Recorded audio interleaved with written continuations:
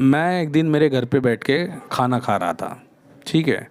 अब जब मैं खाना खा रहा था तो वहाँ पे मेरे से ऊंच जाति का भी एक लड़का खेल रहा था, जो मेरे लड़के की ही उम्र का था। और सेम एक मेरे से, मैं नहीं मानता ये सब, और मेरे से एक डाउन कास्ट जो संविधान में दिया है, एसटी ओबीसी और स्वर्ण, और नीचे जो एससी, तो उस कास्ट का भी एक लड़का था जो मेरे बच्चे के साथ खेल रहा था। ध्यान से सुनिए, एक ब्राह्मण, एक मेरा लड़का था और एक डाउन कास्ट का लड़का।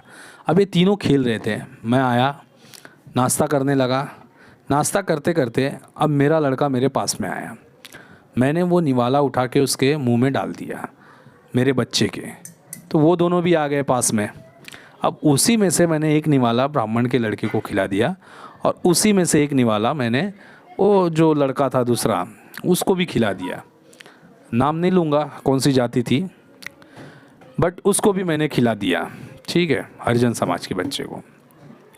अब जो हरिजन समाज के बच्चे को, लड़के को खिलाया मैं, उसकी माँ दोनों देख रही थी। हाँ, ब्राह्मण की भी औरत देख रही थी, और वो जो छोटे कास्ट में बेचारी थी, मैं तो नहीं मानता, वो भी देख रही थी।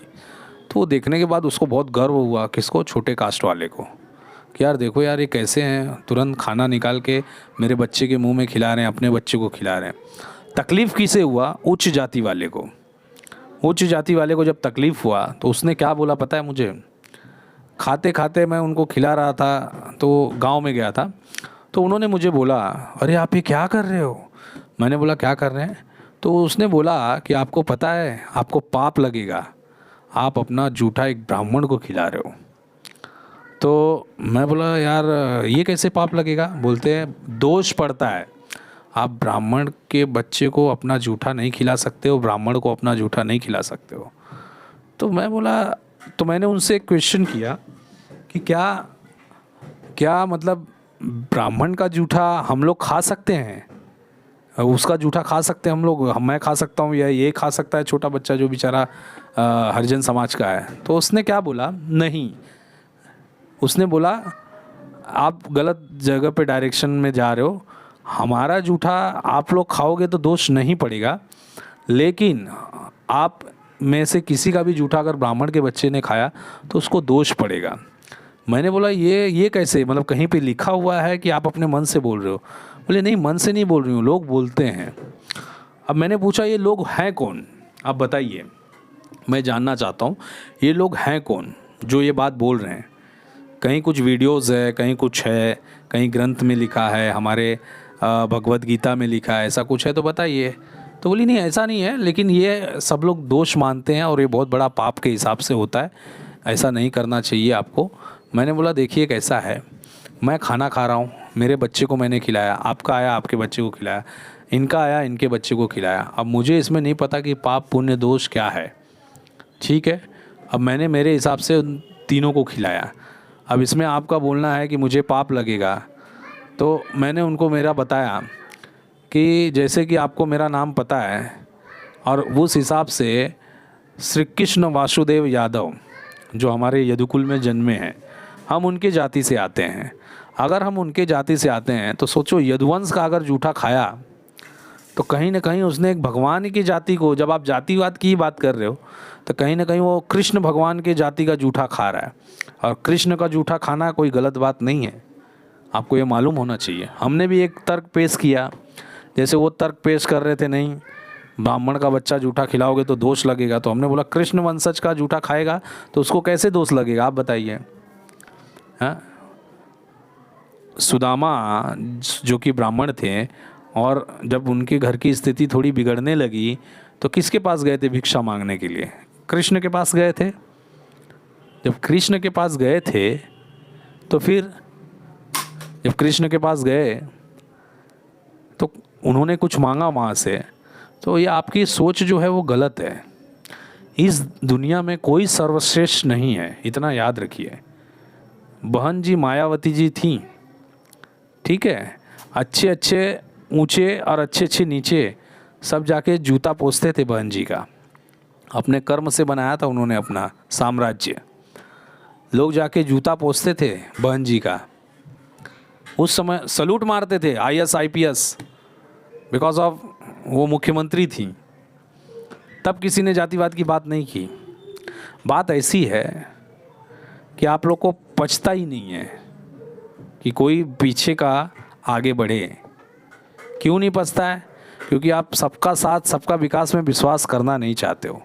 वो बात अलग है कि आप किसी पार्टी का झंडा लेके दौड़ रहे हो और वो पार्टी जो RSS है या भाजपा है, उनका जो विचारधारा है एकदम सॉलिड और स्ट्रॉन्ग विचारधारा है, बहुत ही बढ़िया विचारधारा है, जिसकी वजह से उनको बेनिफिट भी हो रहे हैं। बट आप लोग अभी भी सन 200 साल 500 साल पीछे ही चलने की कोशिश में हो। आपने ध्यान से पढ़ा नहीं कि जो मनु स्मृति में लिखा है, जो मनु थे, संत मनु, ऋषि मनु, उन्होंने कहा था जाति बटेगी कर्म के अनुसार। आप अपने आप को ब्राह्मण कैसे बोल सकते हो? आप भी रोजगार के लिए काम कर रहे हैं, आपके पतिदेव, हम भी काम कर रहे हैं रोजगार के लिए। तीसरा वाला जो बंदा है वो भी सेम काम कर रहा है, तो उसमें से ब्राह्मण कौन हुआ? ब्राह्मण यानी ब्रह्म का ज्ञान जिसे हो, जो रोजगार ये सब में नहीं हो, वो सिर्फ भगवान का नाम ले रहा है, प्रवचन दे रहा है, समाज को उत्साहित कर रहा है, आगे बढ़ा रहा है, अच्छी अच्छी बातें बता रहा है, गलत बात नहीं बता रहा है, सब कुछ बढ़िया से ज्ञान है, उसे ब्राह्मण कहते हैं। आप कैसे सोच रहे हो कि हम ब्राह्मण हैं? तो ये सब बोलने के बाद वो बोली कि आप कहत हैं तो के समझावा बेकार है। हम बोले आप बताइए, एक मनुष्य का पैदा हुआ बच्चा, एक नाम लग गया उसके ऊपर कि ये बिरादर का है, और उसको हमने निवाला डाल दिया, तो भगवान कहीं होंगे तो क्या कहेंगे? मेरा क्या करना चाहिए था कि मैं जब मेरे बच्चे के मुंह में निवाला डाल रहा हूँ तो क्या मुझे वो छोड़ देना चाहिए था? उसको, उसके बच्चे को बोलना चाहिए था भाग जाओ इधर से, या हट जाओ, मुझे पाप लगेगा खिला दूंगा तो, हैं? आप बताइए, जब मैं उसके मुंह में नहीं डालूंगा, वो बेचारा मुंह खोल के आ रहा है, दूसरा वाला भी आ गया, दोनों सर खुजा रहे हैं आजू बाजू कि अंकल कुछ खिलाएंगे, अंकल कुछ खिलाएंगे। अगर उस टाइम पे अगर मैं नहीं खिलाता तो वो महापाप होता था। तो मैंने दोनों को खिलाया, मेरे साथ बैठा के खिलाया। खाने पीने जब 4-5 कवर खा लिया, 4-5 बार, तीनों ने 4-5 बार फटाफट खाएं, और खाने के बाद फिर पुण्य पाप की बातें चालू हुई। वो सुनने के बाद मैंने उनको दंडवत प्रणाम किया कि धन्य हो लक्ष्मी, आपका ज्ञान सर्व ज्ञान। कोशिश कीजिए आपके बालक को कि जब हम भोजन के लिए बैठें तो कृपया करके यहाँ ना पधारें, नहीं तो इससे मुझे ही पाप होगा। आप समझ रहे हो ना, ये दिल की बात है। तो ऐसे ऐसे लोग पड़े हैं। तो मैं यही बोलना चाहूँगा कि आने वाला जो समय है वो सभी का है। जो मेहनत करेगा, जो कर्म करेगा, उसी के हिसाब से उसको मान सम्मान मिलेगा। चाहे वो मायावती जी हों जिन्होंने अपने कर्म के बल पे अच्छे अच्छे जातियों को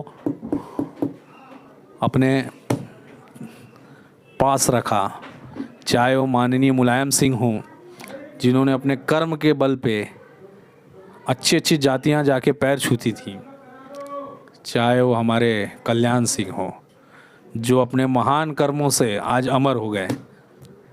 कल्याण सिंह जानते हो ना, बाबूजी, मर्द आदमी, भारतीय जनता पार्टी के मुख्यमंत्री हैं।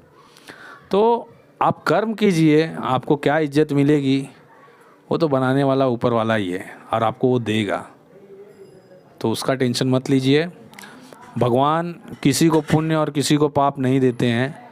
भगवान ये देखते हैं कि ये व्यक्ति का कर्म क्या है, कर्म के अनुसार आपको फल देंगे। ठीक है, तो आज के लिए बस दोस्तों इतना ही। आपको अगर वीडियो अच्छी लगी तो आप कमेंट में कमेंट कीजिए, लाइक कीजिए, और दोस्तों के साथ सब्सक्राइब कीजिए, और भाईवाद दबा के सपोर्ट कीजिए। 6 महीने में कम से कम ये चैनल मोनेटाइज तो होना ही चाहिए दोस्तों। क्योंकि क्या है, लोग अंट शंट दिखा के समाज को भ्रमित कर रहे हैं, लोग एक दूसरे से लड़ा रहे हैं। कहीं देखोगे तो जय राजपुताना चल रहा है, कहीं पे लिखेंगे जय परशुराम चल रहा है, कहीं पे चल रहा है जय यादव जय माधव, कहीं पे लिखा जा रहा है द ग्रेट चमार, कहीं पे लिखा जा रहा है मौर्य वंशी राज करेंगे। मतलब हर जगह जिसको देखो जाति का झंडा लेके, डंडा लेके दौड़ पड़ा है। और इसमें फ़ायदा किसको हो रहा है? सिर्फ और सिर्फ नेताओं को और ऊपर बैठे 2-4 चमचों को। बाकी कुछ मज़ा नहीं है। सबसे बड़ी एक ही जाति है, मनुष्य। मनुष्य से ऊपर कोई जाति नहीं है, इतना याद रखिए। ये जो धर्म बने हैं, ये जो इंसान बने हैं, ये जो मनुष्य हैं, ये सभी जो हैं वो एक मनुष्य के लिए हैं। जितने भी धर्म हैं, जातियां हैं, मनुष्य के लिए हैं। लेकिन आज मनुष्य क्या कर रहा है पता है? आज मनुष्य दो चीज़ें, मैंने आप एक वीडियो में पहले भी बोला था कि एक होता है धर्म मानना, एक होता है धर्म निभाना। धर्म मानने में और धर्म निभाने में क्या अंतर है? धर्म निभाना और मानने मतलब आप गए मंदिर, वहाँ पे अगरबत्ती धराए, पूजा किए, तेल दिखाए और पैर पड़े, और हो सकता है तो लोगों को दान पुण्य किए और निकल गए। ये होता है धर्म को मानना। और एक होता है धर्म निभाना।